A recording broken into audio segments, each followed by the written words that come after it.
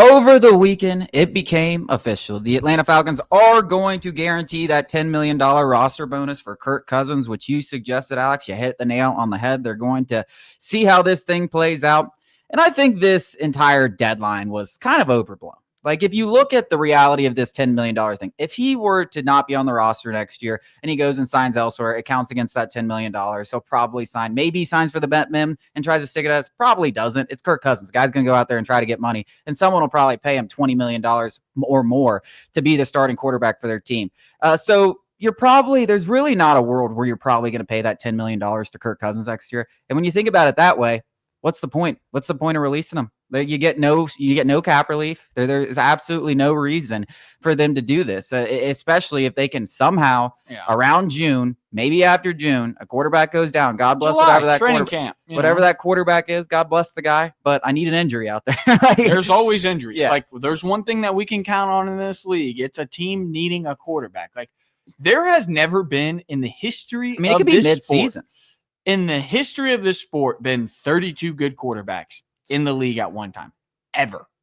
Always there is like half a dozen to 10 teams that are playing backup quality quarterbacks. And you don't think one of those teams is going to be desperate enough to want Kirk Cousins, and how everybody's kind of saying it, the Falcons can kind of buy a draft pick where they take on some of that $37.5 million salary and say, yeah, we'll take on $10 million. You only have to pay $27.5, which is a very reasonable deal for a starting quarterback in this league. You give us a fourth round pick, whatever. Maybe that fifth round pick that Kirk cost us in the first place for tampering issues. But I think more than anything, this March 17th deadline that triggers the roster bonus is just rehashing, or it's allowing NFL insiders, other fan bases to rehash all the stuff that Falcons fans have been saying for a year now, that, yeah, it was a bad process to do this from the get-go.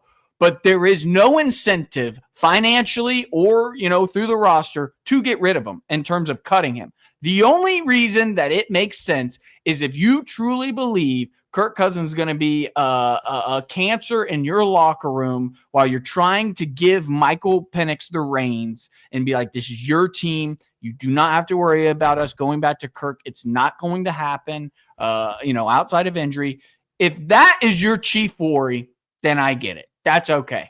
That's not mine, because frankly, Kirk has been a nice guy. He's not going to go out there and just suddenly become this new, evil Kirk where, he just wants to sabotage the entire organization. That's not going to happen. And I also would like to believe Raheem Morris is, a big enough leader and voice to kind of, overcome that. Yeah, I don't see a downside in this now that it's happened. I really don't. I mean, I was of the opinion that, hey, let's just be done with it, because this thing has been annoyed, and I'm tired of being the punching bag. And these last few weeks have allowed us to be the punching bag once again, which it seems like it is the case every single offseason because of the moves that this organization has made. We've called it. We've discussed on the show. Is it the worst free? It damn well might be. There aren't a lot worse. They screwed up this situation royally, and I would love to never hear Kirk Cousins' name again in regards to the Falcons. I would love that. But at the same time, if we're looking at what's the best for this organization, especially knowing, he asked for a meeting with Arthur, he wants to be traded. He has basically laid it out there for the Falcons and made this decision really easy for them by being I want to go start. And now that we know his hand, we can pretty much send him anywhere, knowing that he will waive that no trade clause for an opportunity to start elsewhere. Yep. And now that we know that, what's the downside? Well, I think what bothers me the most is you got a guy like Dan Graziano of ESPN, who's one of the more notable NFL insiders, and it's not just him. It's Breer, it's Rappaport, it's Schefter, it's the big dogs talking, like I said, kind of rehashing all this crap. And specifically, Graziano goes, the Falcons' mismanagement or continuing to mismanage the quarterback situation, not an overreaction. He's like, these guys are still idiots, they're losers. LOL, Falcons. The very next one he goes is the quarterback market is just so dire. You'd hate to be a team who needs a quarterback right now.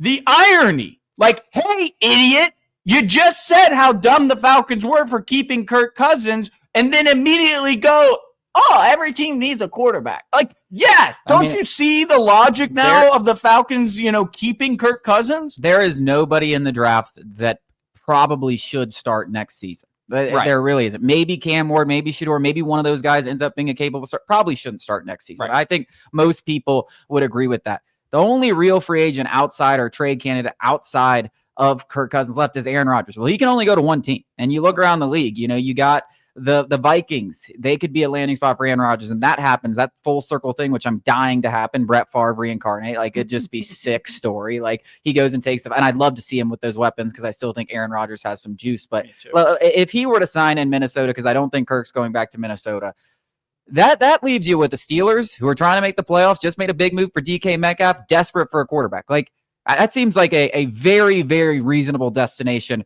for all parties. Kirk's happy. He's going to a contender, finish off with a storied organization. Like that seems like a perfect landing spot. You're telling me the Browns are okay trotting out Kenny frickin' Pickett? Are you joking? You're actually believing? Who do the Giants even have roster? Nobody. Do the Giants? Nobody. The Giants have like, I don't even know if they have a roster quarterback capable. That is kind of what, like, the landscape we got. And obviously, this is a little bit different of a situation, but you got Indianapolis with two. I don't think Anthony Richardson should be called a bum just yet, but you got a bum competing with him for the starting job. And while Kirk Cousins did show nothing in that 5-week stretch or 6-week stretch where he threw 1 touchdown to 9 interceptions or 10 interceptions, that whole 9-week stretch beforehand, he was firmly playing like one of the best quarterbacks in the NFC. I mean, he was a top 12 quarterback.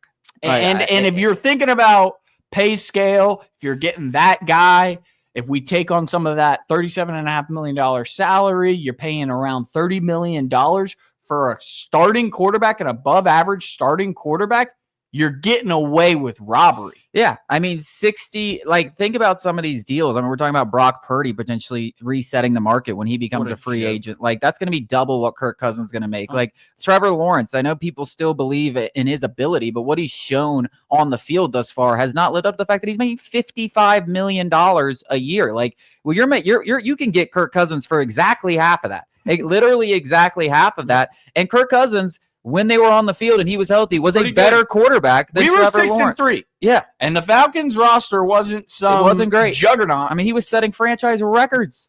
He was saying he broke Matt Ryan's franchise record for passing yards. I mean, that happened. I know it doesn't feel like it happened. It did. But it did happen. We got to go to break. But Kirk Cousins staying in Atlanta.